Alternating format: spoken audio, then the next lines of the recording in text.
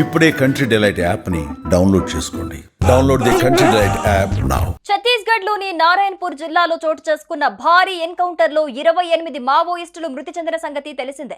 వీరిలో మావోయిస్ట్ అగ్రనేత నంబాల కేశవరావు అలియాస్ బసవరాజు మృతి చెందడం ఇప్పుడు మావోయిస్ట్ పార్టీకి గట్టి దెబ్బే తగిలింది.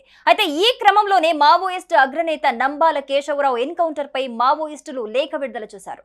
మావోయిస్ట్ జోనల్ కమిటీ పేరుతో లేఖ విడుదలైన ఈ లేఖలో ఆయన ఎన్కౌంటర్ కు దారితీసిన కారణాల్ని అందులో పేర్కొన్నారు.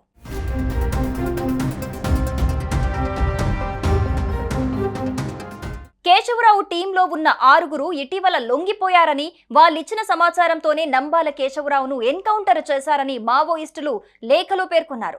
నంబాల కేశవరావును సజీవంగా పట్టుకొని కాల్చి చంపారు. ఆయన్ని కాపాడుకునేందుకు 35 మంది ప్రాణాలు అడ్డుపెట్టారని లేఖలో తెలిపారు. కానీ ఎంత చేసినా మా నాయకుణ్ణి కాపాడుకోవటంలో మేం పూర్తిగా విఫలమయ్యామని పేర్కొన్నారు. కాగా గత 6 నెలలుగా మ్యాడ్ ప్రాంతంలో కేశవరావు ఉన్నట్లు నిఘా వర్గాలకు తెలుసని, యూనిఫైడ్ కమాండో సభ్యుడు ద్రోహిగా మారి రికీ తో సహా పలువురు ద్రోహం చేయడంతోనే ఈ ఎన్కౌంటర్ జరిగిందని మేం భావిస్తున్నామంటూ అందులో రాసుకొచ్చారు. అయితే ఎన్కౌంటర్ ముందు రోజు నుంచి 20,000 మంది బలగాలు మా ప్రాంతాన్ని చుట్టుముట్టాయని, కేవలం 10 గంటల్లో 5 ఎన్కౌంటర్లు జరిగాయని, ఈ ఎన్కౌంటర్లో 7గురు సురక్షితంగా బయటపడ్డామని రాసుకొచ్చారు. మేం ఇప్పటికే కాల్పుల విరమణ ప్రకటించి ఎలాంటి కాల్పులు జరపలేదు.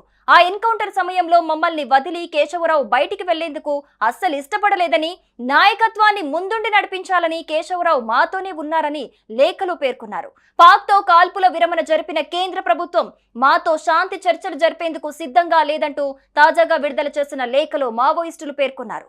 సుమన్ టీవీలో మీ పర్సనల్ అండ్ బిజినెస్ ప్రమోషన్స్ కోసం కింది నెంబర్కి కాంటాక్ట్ చేయండి.